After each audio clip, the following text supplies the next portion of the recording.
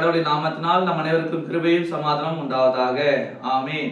இந்த ஆசீர்வாதமான ஜெப தியான வேலையில வந்திருக்கிறவங்களை கடவுள் ஆசீர்வதிப்பாராக. உயிர்த்தெழுதலும் ஜீவனமாயிருக்கிற கிறிஸ்து இயேசு. பெத்தானியாவை சேர்ந்த லாசரு அவருடைய சகோதரிகள் இயேசுவுக்கு மிகவும் நெருங்கின நண்பர்கள், இயேசுவோடு மிக நெருக்கமானவர்கள். அந்த லாசரு மரணம் அடைந்து விடுகிறான். அந்த மரணத்தின் வேலையிலே இயேசு அந்த இடத்துல இல்லை. ஆனால் அடக்கம் செய்யப்பட்ட பிற்பாடு இயேசு அந்த இடத்துல வரும் பொழுது லாசருடைய சகோதரி, ஆண்டவரே நீர் இங்கே இருந்திருப்பீரானால் என் சகோதரன் மரணம் அடைந்திருக்க மாட்டான் என்று சொல்லி தனது துக்கத்தை வெளிப்படுத்துகிறாள். அப்பொழுது ஆண்டவர் அந்த மரித்த 4 நாளான லாசருவை அவருடைய கல்லறையிலே சென்று அவனை வெளியே வரும்படியாக செய்கிறார். மரித்த லாசரை உயிரோடு எழுப்பினார். இது எல்லாருக்கும் தெரிந்தது. அப்ப நமக்கு பார்க்கின்ற பொழுது மரணத்தின் மீது மனிதனுக்கு அதிகாரம் இல்லை. மனிதன் ஒரு இடத்துல வீழும் பொழுது அவனால் எழுந்திருக்க முடியாத சூழ்நிலை.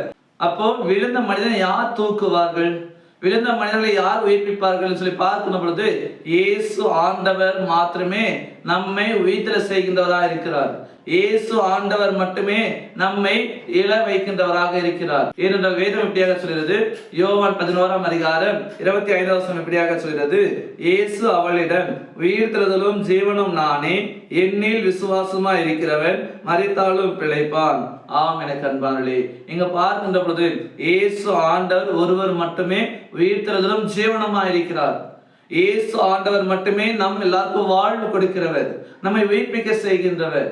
நம்ம எந்த இடத்துல வீழ்ந்து போனாலும் தோற்று போனாலும் அந்த இடத்துல நம்மை எழுந்து நிற்கத்தக்கதான ஒரு பலத்தை கொடுக்கிறவர் இயேசு ஆண்டவர் ஒருவர் மட்டும்தான். மரித்த லாசருவை உயிரோடு எழுப்பினது போல இன்றைக்கு ஆண்டவர் உங்களையும் நம்மை கூட எழுப்ப வல்லவராய் இருக்கிறார். தோற்று போன இடத்துல, வீழ்ந்து போன இடத்துல, பலவீனப்பட்ட இடத்துல ஆண்டவர் நம்மை எழுப்ப வல்லவராய் இருக்கிறார். நம்மை எழுப்பும்படியாக, நம்மை உயிர்ப்பிக்க செய்யும்படியாக இயேசு மரணத்தை சந்தித்தார், மரணத்தை ஏற்றுக்கொண்டார், மரணத்தை வென்று 3ஆம் நாளில் உயிரோடு இருந்தார். அவருடைய நாமத்தினால ஞானஸ்நானம் பெற்றுக்கொண்டு அவருடைய பிள்ளைகளாக வாழுகிற எல்லாருக்கும் உயிர்ப்பு உண்டு, மேன்மை உண்டு. எனவே நாம் எல்லாரும் அந்த ஆண்டவர்களாக தொடர்ந்து விசுவாச வாழ்வை நாம வாழுவோம், விசுவாசத்தோடு நம்ம ஜீவிப்போம். கடவுள் நமக்கு மனம் இறங்குவார், கடவுள் நம்மை ஆசீர்வதிப்பார். ஆமீன். எல்லாத்துக்கும் மேலான தெய்வீக சமாதானம் உங்கள் இருதயங்களையும் சிந்தனைகளையும் கிறிஸ்து இயேசுவுக்குள் காத்துக் கொள்வாராக. ஆமீன். யாவரும் கண்களை மூடி நாம் ஜெபிப்போம். நேற்றும் இன்றும் என்று மாறாத வான்லோக பிதாவே, இது ஆசீர்வாதமான தியான வேலைக்காக நாங்கள் நன்றி படைக்கிறோம். உமது குமாரனாகி கிறிஸ்து இயேசு மாத்திரமே உயிர்த்தெழுதலும் ஜீவனமாய் இருக்கிறார் என்ற சத்தியத்தை நாங்கள் தியானிப்பதற்கு நீர் உதவி பாருங்கள். அதற்காக நாங்கள் நன்றி படைக்கிறோம். அப்படியாக இயேசு எங்களை உயிர்ப்பிக்க வல்லவராய் இருக்கிறார், இயேசு எங்களை எழுப்ப வல்லவராய் இருக்கிறார், இயேசு எங்களை மேன்மைப்படுத்த வல்லவராய் இருக்கிறார் என்ற விசுவாசோடு கூட உமக்குள்ளாக தொடர்ந்து விசுவாச வாழ்வை நாங்கள் வாழ்வதற்கு இறைவன் தாமே உதவி செய்ய வேண்டும் கூட நாங்கள் வேண்டி நிற்கிறோம்.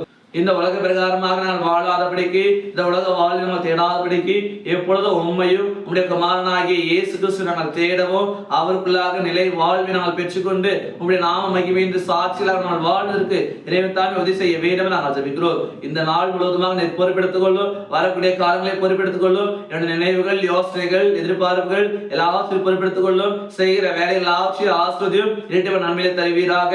பயணங்கள் எல்லாவற்றையும் நீர் பாதுகாக்க வேண்டும் நாங்கள் ஜெபிக்கிறோம். உலக வியாதி, தொல்லை, நோவு, நோடி எதுவும் அணுகாதபடிக்கு நீரே துணைவராய் இருந்து எங்களிடத்தில் வேண்டுமாய் இறைவன் இயேசு ஜெபிக்கிறோம் அன்பின் பிதாவே.